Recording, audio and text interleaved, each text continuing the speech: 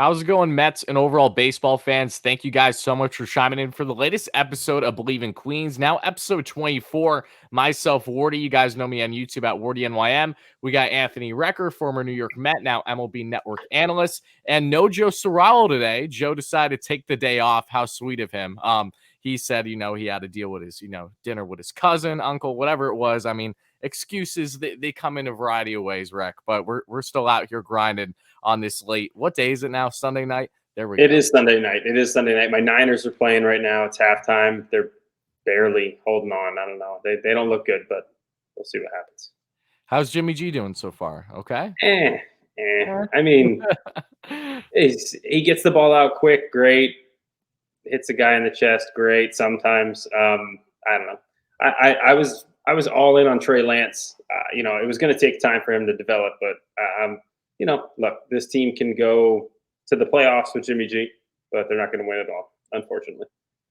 Hey, I mean, things could be worse. You could be a Steelers fan like me right now. So that's what we're dealing with. I could have Mitchell Trubisky throwing passes to my receivers right now. We need Kenny Pickett small hands in there ASAP. But, before we go forward in the show, because we're going to be deep diving, obviously, the big series win in Oakland against the Athletics. We just had Dallas Braden on, which was a great conversation just the other day to preview that series. So now we're going to be deep diving everything that happened there, our raw reactions and biggest takeaways, including Jacob deGrom. And, is Jake hurt? What's up with Jake? How could something of that nature happen where he allows more than one earned run any start? I know it's crazy, but these are the times we're living in. So we'll be deep diving Jake's performance, the series overall, do a quick preview into the Marlins matchup, and just take a step back and look at the series overall.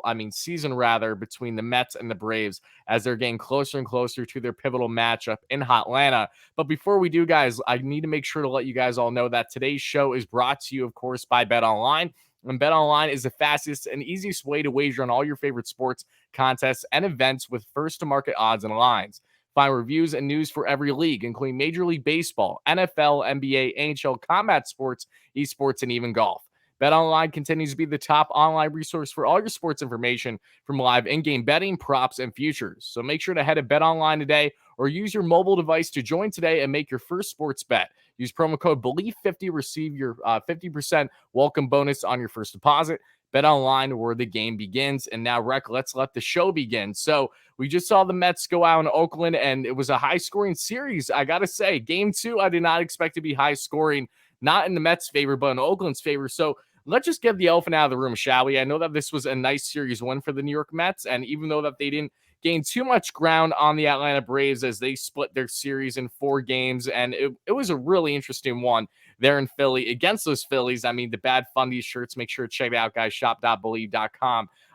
Unfortunately, we couldn't get enough going there, but the Mets, they win 2 out of 3.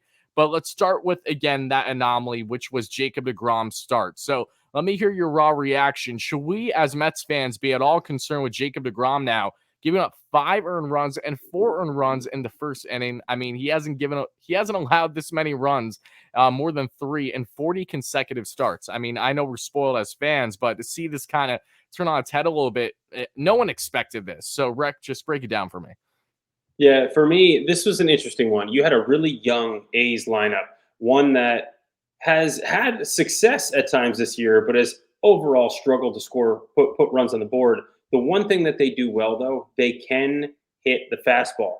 And when you look at Jake's outing, he threw more sliders than fastballs, which didn't surprise me coming into this one, because he mixed the curveball and he mixed the changeup, and he threw a lot of off speed in this one. But not one single swing and miss on a fastball for Jake. That's not something that you ever see from Jacob deGrom, guy throwing 100 miles an hour, that great life finish on the fastball. To me, this team was keyed up on the fastball. They were going to swing out their butt on everything and just hope it was a fastball, see what they could do. They did a lot of damage on the fastball, and that's where he was hurt. He didn't locate well. This wasn't his best outing. And you combine the fact that you had a team that was young, hungry to prove themselves, and of course, look, they can hit the fastball. They know what they're doing. They keyed in on it, and when they got their opportunities, they were able to put good wood on the ball. And realistically, unfortunately, look, this happens to every single pitcher at some point throughout the course of a year. We didn't think it would ever happen to Jake because it's been so long since it's happened to him, but it happens. I think I'm not worried moving forward with deGrom. I think for me, it's still just he's going through maybe that end of spring training, kind of like getting his arm really back into shape and ready to go, because this really is his first stretch of pitching since obviously last year before July. So realistically, this guy's still just kind of getting himself into the shape he really wants to be in and finding the consistency that he wants to have. And that's only going to keep coming from more reps. Obviously, only a couple more starts in the season now for him, or one more start, really. I don't even know. So it doesn't have much left, but realistically, it doesn't take him long to figure himself out, to make the adjustments he needs to make. He knows his body as well as anybody in this game. So he's going to figure it out, going to make the adjustments. And to me, it's not something to worry about. It's just a matter of time for him to kind of put the pedal back down to the floor and really get going again. And honestly, with his next start coming against the Atlanta Braves in a huge series, it wouldn't surprise me to see him go out there and be his dominant self again in that start. Yeah, I mean, that's what all of us Mets fans hope for. I'm not going to slight Jake one bit. I mean, when you look at this start, yes, it was an anomaly, and yes, it was crazy to see. I do think Jake's going to be perfectly fine. The A's just looked like a team that had a game plan of, okay, we saw what you just did against the Pittsburgh Pirates. Pirates are really swinging and missing, especially at heaters right down the pipe. And the A's, granted, they don't have the best players in the world. That's why they are where they are right now in this rebuild.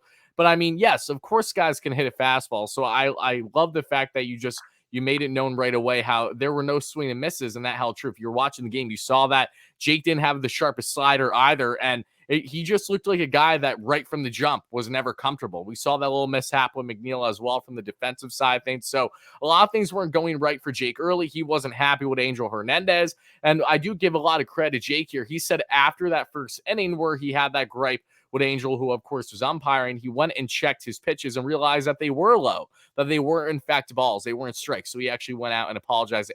For once, Angel Hernandez actually got something right, and Jake was the one looking bad in the end. It's crazy to say that. Well, And let's be again, honest. Let's be honest. No one's gonna ever accuse Angel Hernandez of missing strikes. It's more about calling ball strikes. That's really yeah, where Angel is. yeah, That's really where he's well known. yeah, exactly. And it's unfortunate, but we all know Angel Hernandez far too well. You know him far more well than I do, obviously, as a fan.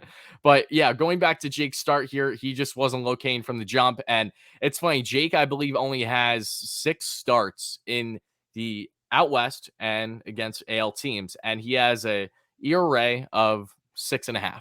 You know, any other teams, he's like 2.5. It's Yeah. ridiculous. So let's keep him out of the Coliseum. That very well could be the last time that Jake ever pitches there as well, because there's always this uncertain future with Oakland, unfortunately. But yeah, I mean, I fully expect Jake to bounce back, and it is nice knowing that the next time that he does come out there, it will be in Atlanta against those Atlanta Braves, and I do not expect him to have that performance at all. And hey, if Jake gives up runs to the Atlanta Braves, it'll be indicative on, okay, were the Braves just being the Atlanta Braves? I mean, Jake's given up runs to the Braves array this year. They're a really, really good team for a reason. But it's a matter of, are you just giving up a couple runs, maybe that second or third time through the order that he has struggled with so far this year, especially with that lawn ball? Or is it something that we see like Oakland where he can't really get out of the first inning without getting shelled a bit? I mean, we're going to find out. I'm going to go with what I originally said, not the latter, but the first thing, that I do think Jake's going to be perfectly fine. But the Mets as a whole in this series offensively, even in game 2 to start against Waldichuk, did a great job. I mean, you score 9 runs in game 1, you score 4 in game 2, a whopping 13 in game 3. So, Rec, question you, what is your biggest takeaway from an offensive standpoint in this series? Because the Mets came out guns a-blazing. They faced lefty, lefty, lefty. They faced plenty of lefty relievers, and they just could not stop hitting the baseball. Yeah, I thought this team, just as a whole, they looked good. They had good approaches. Obviously, they put a lot of runs on the board. No one's going to accuse this A's staff of being lights out. But that said, the guys they ran out there were maybe their 3 best starters, at least in at parts of this season. So realistically, this was kind of the best they had to offer, and the Mets really did come out and swung the bats for well. I didn't see guys going out of the zone a ton, trying to do too much. Obviously, Pete with a couple home runs. Anytime Pete's going, this offense is going. And realistically, he's starting to really get hot again. And that only bodes well for the Mets moving forward. I think you could talk about Francisco Lindor. I think you could talk about Eduardo Escobar keeps it rolling. There's a lot of guys in this lineup that have continued to produce at a pretty good level, especially coming out of that kind of month there where they had a little funk. They seem to be righting the ship and just in time, right? As we get down the stretch and right coming up into the playoffs, which is exactly the kind of timing as a team that you want to have. And before we talk about a little bit further on the big boys that helped carry the way for the Mets, especially in game 3 in that whopping 13-4 victory, I want to give some props to Mark Vientos because he was a guy that got a chance to start in back-to-back games. And it feels like all Marky V does, if he gets a base knock, it's an RBI. He has 4 career hits, and they're all for RBIs. He had himself in the first game they started, he went 2 for 3 with an RBI double, and he had an RBI base knock as well. And then he had his first career home run, unfortunately, in the Mets loss. And at that point, that tied up the ball game, I'm pretty sure, Yeah. 4-4 early on. Yep. But Jake just couldn't get it going. He just never had it. And that was the Mets' demise in part, along with not getting any more runs on Waldichuk. So Mark Vientos, a guy that, again, is trying to play his way to making sure that he is on this playoff roster.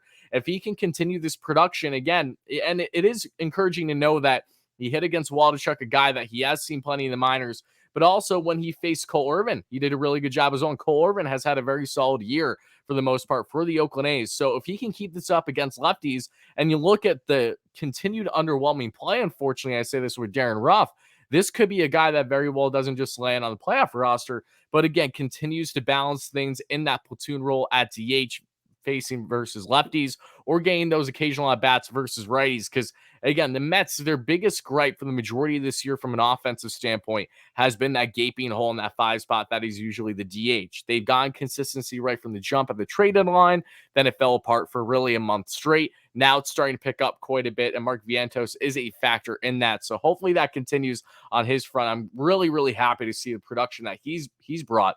But not only him, I mean, Mark Canha coming back into town had a couple doubles in the first game. He looked sharp this entire series. The Mets, unfortunately, now lead the entire league with hit by pitches. They're at 110 for this new MLB record. It just continues to climb and count. It's ridiculous. But I mean, at this rate, I wouldn't be surprised if the Mets get all the way upwards of 115, 120 by the season's end. But the biggest takeaways from an offensive standpoint throughout this entire series was we saw Pete Alonso with himself a two-run home run in the Mets loss, or at least in one of the first 2 games. But then there in the game 3, the big game 3, 5 RBIs for Pete Alonso, now having a single season Mets franchise record, surpassing the greats in Mets history with not just 125 RBIs, but then he casually later on in the game, after hitting that multi-run home run with the opposite field bases clearing double, to have 128 on the year, 39 home runs. What's your biggest takeaway from Pete Alonso having such a historic season?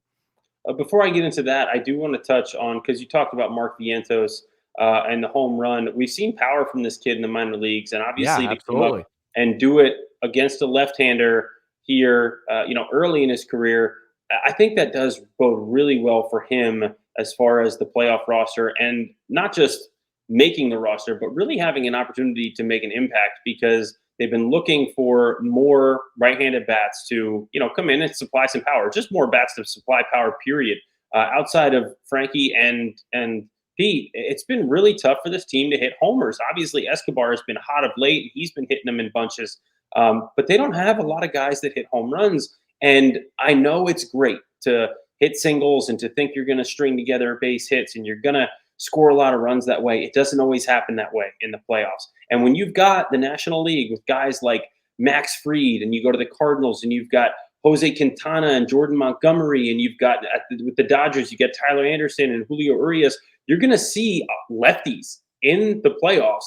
So Vientos has a shot to really start some of these games and supply some power for a lineup that, like I said, outside of Pete and Frankie, hasn't really shown that they can do it on a consistent basis. And I think that could be really big for this team. Now, getting to Pete, 39 home runs, 128 RBIs. I mean, these are the types of numbers that I remember growing up, and seeing guys put up 40 home runs, 130, 140, RBI seasons. I think of guys like Manny Ramirez who put together seasons like that. I think it just speaks to the player that Pete has evolved into. He's always been able to hit the home run. And yes, he's obviously driven in 100 RBIs before, but I think what he's added this year and the fact that he keeps working so hard is his ability now to all of a sudden put the ball in play when he needs to go the other way when he needs to do the little things that he didn't do before that have allowed him to get to this level of run production. When I think of the RBI greats, when I played, the first name that pops in my head is Miguel Cabrera. When I was in there, I remember playing against him. I was in Oakland. He comes up to the plate, bases loaded, and he wouldn't even look for a good pitch. He would just get a pitch that he knew he could put in the middle of the field, and he would score at least one run. And I remember that game we played against him. He went 4 for 4, I think, with 3 or 4 RBIs. And every time, I thought I got him to swing at a pitch that I wanted him to swing at. Sure enough, I did, but he knew what he was doing and he knew how to manipulate the ball, even though he was so big and had all this power and could hit 40 home runs at the time if he wanted to. When there was a runner on third base, he did what he had to do to get that run in. And I'm not saying that Pete is Miguel Cabrera of 10 years ago, because let's face it, he was the best hitter in the game at the time. The guy could hit for he could hit 300, he could hit 40 homers, he could drive in 140.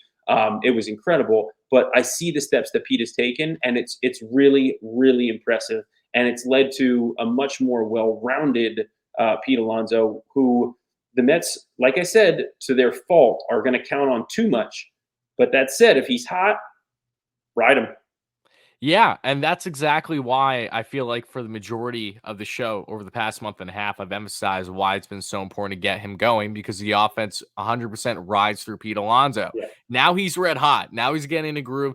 He's hitting against good teams. He's hitting against bad teams. He's doing it all right now. Had an absolutely killer road trip. If I'm not mistaken, just off the top of my head, he had 4 home runs in this road trip from the Brewers to Oakland. So he's finally back in a groove of things. I mean, he's going to hit 40 plus bombs this year. He's going to get over 130 RBIs. And not only him, but Francisco Lindor as well, surpassing 100 RBIs himself, had another really, really good series for the New York Mets. Oh, you thought the Grand Slam was great that we saw in the Brewers series? He's continuing that pace here against Oakland now. And these two combined are really, you could argue, the best offensive duo in baseball right now. Alonso leads the league in RBIs with 128. Lindor is third with over 100. The only guy in between is this guy, Aaron Judge, that, is kind of having a good season. He's trying to make history. Albert Pujols, speaking of guys making history, shout out to Albert for getting 699 and 700, being part of that coveted 700 club. I mean, that was crazy. I mean, not to get too off topic here, but I just got to ask Rec, from an overall baseball standpoint, what was your reaction to see Albert not get that one bomb, but two to finally cement himself in 700 while doing it in LA? The atmosphere was fantastic. I couldn't be more happier for the guy. He deserves it 1,000%. Happy for him, and just as happy as I am for him, I'm going to echo that, but I'm also going to say I'm happy for baseball, to have someone who works as hard as he does and has put together the type of career that he has, all these years, whether it was in St. Louis and then, of course, to Anaheim for a while, and then flipped over to the Dodgers for a Yep. little, and then now back in St. Louis. I'm just so glad for that city of St. Louis, for him to go out the way that he has this second half, how hot he's been, the way he's been swinging the bat, and of course the Cardinals are going to take that NL Central, and they'll be in the playoffs.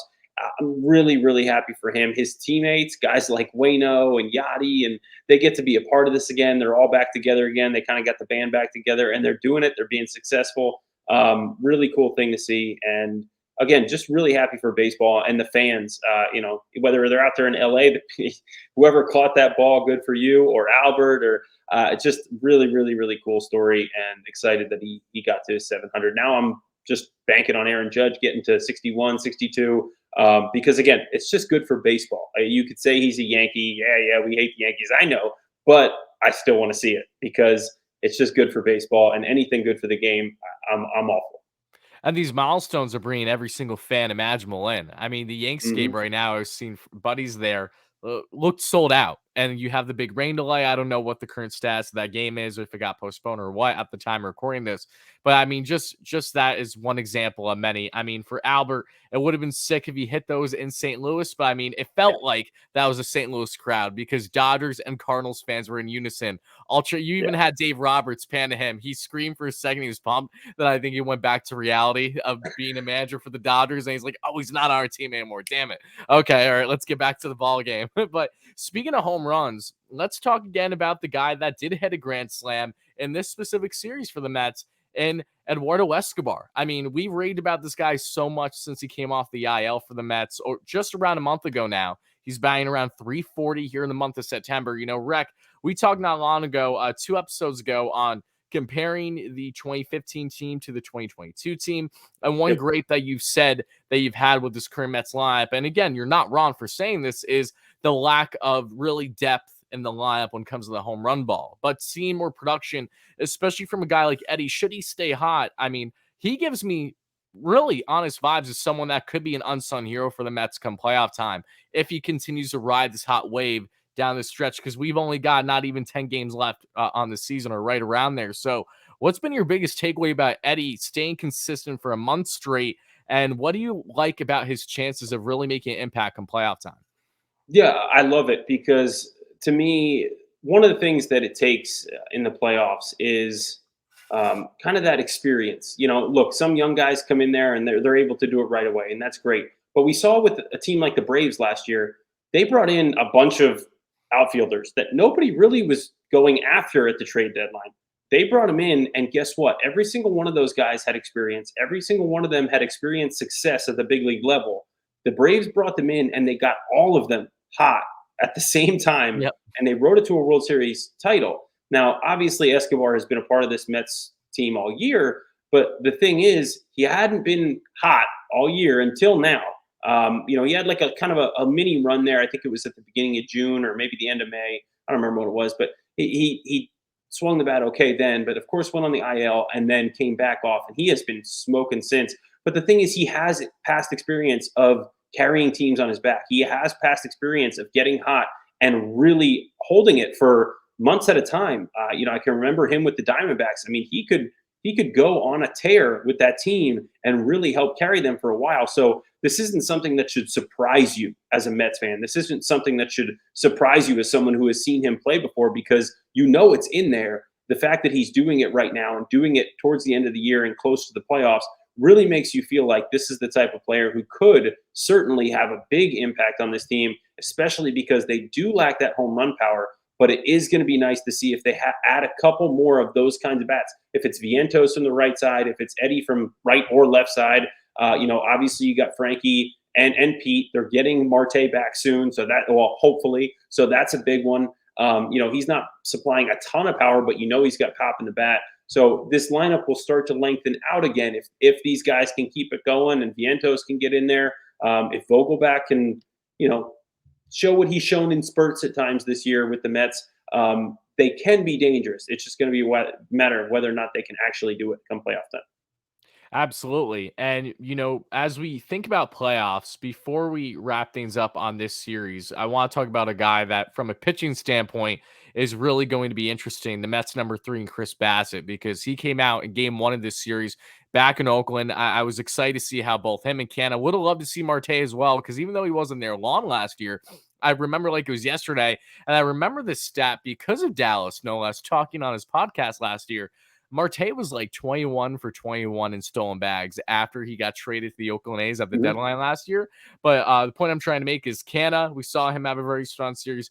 Chris Bassitt becomes the first Mets starter this year to go a full 8 innings, only allowing those 2 earned runs, 6 hits in game 1 in that victory over the Oakland A's. So what was your takeaway from Seabass? Again, being back home, I'm pretty sure his career ERA in just over 40 starts in the Coliseum is only like 2.44. So you kind of had an expectation that things were going to go well in the homecoming, but they did exactly that and then some. Yeah, look, for Seabass, I think what I'm seeing now is the guy that I really expected to see all year, and he pretty much has been for the most part. I mean, it was kind of rough early on at times, but he's been great. And realistically, he is and has the type of mentality that the Mets, I think, are really becoming known for. I mean, all of their starters go out there, and every single one of them, when you've got deGrom, Scherzer, you've got Seabass, Walker, Carrasco, those guys can all go out there and give you 6+ every single time they toe the rubber. So, and they're very, very unique in that way because there's not a lot of other teams that can say that. There are so many other teams out there that are banking on a 5 and dive from at least one, maybe two starters every time through the rotation. So the Mets are very fortunate in that way, and that really helps them on that back end because realistically, outside of Edwin Diaz, we haven't seen anyone be overly dominant out of the bullpen. So I think that bodes really well for them. But back to Seabass, I think everything I've seen from him this year, including this start, it's just exactly what I expected. He is a bulldog out there. He can go out there and get it done any day of the week. So it's just really nice for this team going into the playoffs to potentially have all these guys healthy and really give themselves an opportunity to throw everything out there. They're going to have maybe the best 1-2-3 punch in baseball come playoff time, and I think that says a lot about kind of the position the organization has gotten itself in going into this postseason. Absolutely. So, I think we hit the nail on the head with everything with this Oakland series.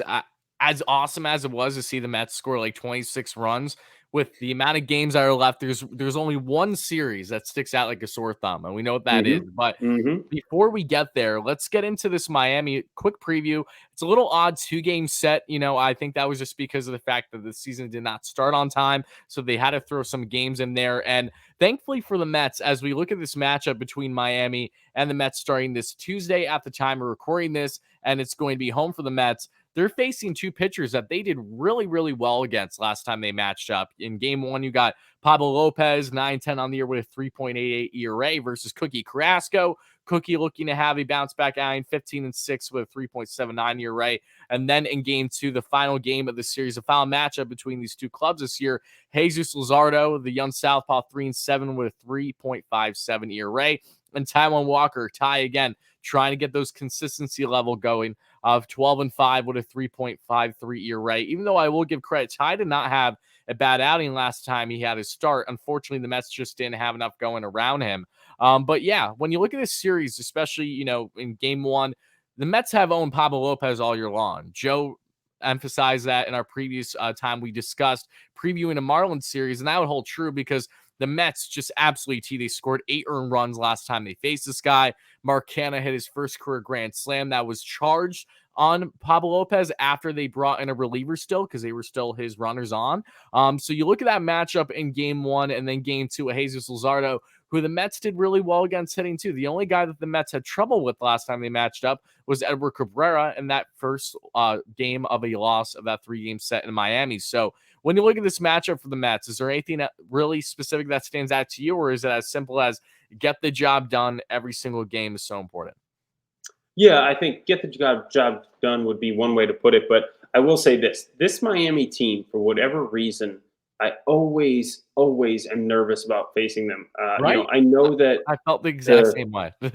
I know that the Mets, and I think for me, it's from my playing days because they Yeah. used to give us fits. They've always been able to pitch. They've always had a good pitching staff, and they've always given us trouble as far as scoring runs. But yeah, look, when you talk about Lopez, the Mets seem to have a great game plan against him. So I'm not even going to get into that one too much. I expect them to score some runs in that game.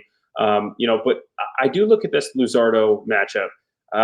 They got to him last time, which was impressive because he's been pretty darn good this year for the most part. Fairly consistent, much better than we've seen in the past in his short stints. He's still so young. He's tons of talent. I mean, this kid came up with the A's and was a huge prospect over there. Got traded over to Miami. I Bleav it was during last year. And it's I really think this game gives me just a little bit of pause because I know they got to him last time, but he scares me. And like I said, I know that the Mets are going to have trouble in at least one of these games. They're not just going to roll over. These Marlins never do.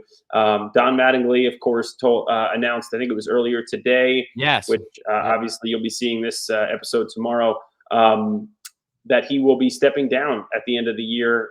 Mutual parting of the ways, if you will. They Yeah, needed can a we new pivot for a voice in there. second to actually discuss that? I meant to mention that when Good. discussing this Marlins preview because Don, he wasn't just a phenomenal player, but he's someone that, in my opinion, I think in a different organization could really have an impact if he wants to be a manager again for the game of baseball. So I want to know what your take was to hear that news. It kind of felt a little long overdue for me personally.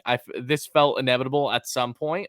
So I can't say I'm all that surprised that Don's time as manager with the Marlins will be done once the year concludes, but he is someone though that for how brilliant of a player and how smart of a mind he has, I just find it hard to believe that he will not get back out there sooner than later and find himself having success. Yeah, I would be very surprised if he didn't have another shot. Look, what he's done in Miami, I can tell you right now, it's not like they've given him a whole lot to work with. I mean, let's Exactly. be honest. Yep. So the fact that they went on that run in 2020, made the playoffs, won a playoff series, I mean, I know that was a weird season, but that was impressive. And I think that bought him a little bit more time, of course, even though they hadn't given him much to work with. He hadn't had the track of success there that I'm sure they wanted to see somehow magically. But look, he is a great baseball mind. He's been around this game long enough. If you've been in New York long enough, you've seen him play. You know what he's capable of as far as from a mental perspective out there on the baseball field. He goes out there every single day. He's a sharp guy. I certainly expect him to land somewhere else and to have a tremendous impact. Will it be as a manager or will it be in a front office role? I don't know. That's going to be up to him, of course. But I think there will be teams definitely reaching out to Don as soon as the season ends and trying to bring him on board. 100%. Yeah, he feels like a guy that's still going to stay in baseball for quite a bit, unless he, of course, takes some time to be away with his family, which of course he can do, and that's perfectly fine. But going back into this series, one of the final series that Don Mattingly will be coaching as a Miami Marlin manager. Anything else that you want to share from this matchup in particular? I think going into this one, it just comes down to doing what you're supposed to do. I do see the Mets bullpen playing a role in this one, and it's nothing against Yep. Taiwan or Cookie. I just don't see them going, probably more than 6 in their starts. Ty has a tendency to sometimes be able to go, a little bit longer, maybe get through 7. Um, this Miami team shouldn't give you a ton of fits. They're not a great offensive team, so realistically, should be able to go out there, dominate, be aggressive, attack the strike zone, make them beat you. If you give up that free pass, that's where you can get hurt. That's where one long ball obviously puts you down by a couple of runs. Just got to really be aggressive, attack the hitters, and to be honest with you, on the offensive side, like we said, both these pitchers that the Marlins are throwing out there, the Mets have had success against, in their previous start against the Mets. So I just look for them to go out there and kind of do the same thing. And these games are vital, as I allude to, because unfortunately, the Mets just only dropping one game in this series, it changes the dynamic. The Mets were at one point in Oakland, 2.5 games up for first in the division lead over the Atlanta Braves. The Braves managed to drop their first 2 games out of 4 against the Philadelphia Phillies. Then they took care of the Phillies pretty well in game 3. And then game 4 today, at the time of recording this, it was 6-5 Phillies. It was like a 2-hour rain delay in the bottom of the 5th. I was really praying that game was going to end because it would have went the Phillies' way. Nope, it picks back up. It goes to extras, and you were the one that was watching it. You were saying, and then Mm-hmm. Braves take the lead in extras, and now the Mets are only a game and a half up now. And the big thing for the Mets as they're getting closer and closer to this pivotal matchup against Atlanta is one. Starling Marte is hoping to be back by then. He went back to New York, flew back recently, got a CT scan. Things are looking good with his finger. So just really just a pain level at this point. Can he handle gripping the baseball, gripping the bat, and doing everything else that he needs to do to be an everyday player for the Mets again by the time we get to that Atlanta series? But more than anything, you look at these matchups now, the Atlanta Braves are a team that is banged up right now. Spencer Strider, we thought he had a little bit of an oblique issue. Now he's on the 15-day IL. He's out for the remainder of the year. And Snit was open and said that, yeah, there is concern when it comes to playoff time. How much, if at all, he's going to be available, we don't know yet. That's really unfortunate for the flamethrower, for us Mets fans. Not as much. I'm not wishing injury on anyone, however. I was originally happy to see Strider looking like he was being skipped his start to get pushed to be lined up to face the Mets, because I'm like, I want to face the Braves best of the best. If the Mets are going to go out there and get the job done, I want to see them both toe-to-toe. That way there's no possible chance anyone can throw an excuse out there saying, No, what do you mean? We didn't have our guy. No, no, no, this can't be. But, regardless of how that series concludes, there's always going to be those type of fans yapping one way or another. But this matchup's so pivotal. The Mets, if they just win one game in that series, they get the tiebreaker if there is a tiebreaker situation because they have the season series on the Braves. They have 9 wins right now. So I believe the Braves 7. So, we're not deep diving this series much right now because we're not there yet. But I would be lying to you as a fan if this isn't the only thing that's been in my head for Yeah, probably a solid month now. yeah. And if you've been watching the Mets a month ago, we've kind of expected this. This was the buildup. Mhm. We didn't expect much to change. When the Braves fall, the Mets fall. When the Braves rise, the Mets rise. I mean, they thrive off of another one. They Yeah. thrive off of each other's success, and it's really is crazy. It almost feels historic the type of pace both these teams have been on this year. The Mets are looking for win number 100 now. They're at 97. This very well could be the second best regular season or third best regular season that the Mets have had in their entire history as an organization. They're not going to get 108 wins like they did in 86, but they're not going to be far out. The Mets are on path still. They still have a chance to get all the way to 105 or at least 103. So, as we really are getting close to wrapping up this episode, Rec, in your opinion, as the Mets again are getting themselves closer to Atlanta, what do you think their mindset should be like? Should be anything different right now? They know the severity, they know the significance. So, as a player for you, especially thinking about 2015 going through that stretch, surpassing the Nationals to finally get first and everything that brought. What do you think is going through the players' minds for the Mets right now? As again, they clinch playoffs and now they have one big test left that'll make or break where they are going to be landing more than likely at first or second in this division. Well, I tell you right now, they're not thinking about the Braves at all yet. Because if they are, they're going to lose one or two of these games against the Marlins, and that's going to cause problems. Now, So, is there really, a difference in that thought process? I don't mean to cut you off. I'm just saying because Lindor and other players have made note of scoreboard watching. They're watching the standings constantly. So is that different from actually yeah, having the idea of like we're locked in, we're ready for the Braves? Is that what you're saying? yeah, scoreboard watching is literally just, oh, okay, they won. All right, cool. We're about to win too, so no big deal. Gotcha. That's kind of all it really comes down to. It's not kind of a edge of your seat. Oh man, are they going to win? Are they going to lose? You're not really worried about it that much. You just kind of see it and take note of it. Back of your mind, okay, all right. But you don't let it determine what you're doing or what you're thinking and how you're performing. Because if you do, you're going to ride somebody else's wave. There's enough going on in baseball in 162 games. You don't want to have to do that. So yeah, it's just you see what happens. That's really all it is. You're not focused on how many games ahead or how many games behind or anything like that. You're just focused on we're going to go out here and win. If they win, oh well. If they lose, great. And that's really all you're thinking about. So that's why I say it's really about these games against the Marlins, focusing in on those. And realistically, look, you've got an off day tomorrow, or today is the day you're going to be listening to this, and then again on Thursday. You got 2 off days coming up surrounding this Marlins series. So to me, it's really about putting all my focus onto this Marlins series. You're going to get an off day again before that Brave series. They can go into this 2-game set and really treat it like a playoff. They can use their bullpen. They could do whatever they want. They could use matchups with their players. They can flip guys around. All bets are off is basically what I'm saying. And they can use their roster in any way they see fit to get through these 2 games because they're surrounded by 2 off days, which is a huge advantage for them.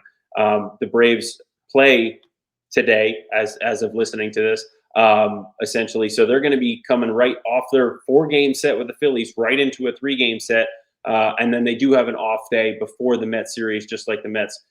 So it'll be an interesting one. And again, it's going to be a lot of fun to watch as a player. When you get to that series, I mean, that is going to be such an intense series. We're going to see emotions flying in that series. If there are hit by pitches, if there are home runs, if there are big moments in that series, you're going to see guys react. It's going to be a fun one. And honestly, whichever way it goes, to me, I'm of the mindset both these teams are in the playoffs now.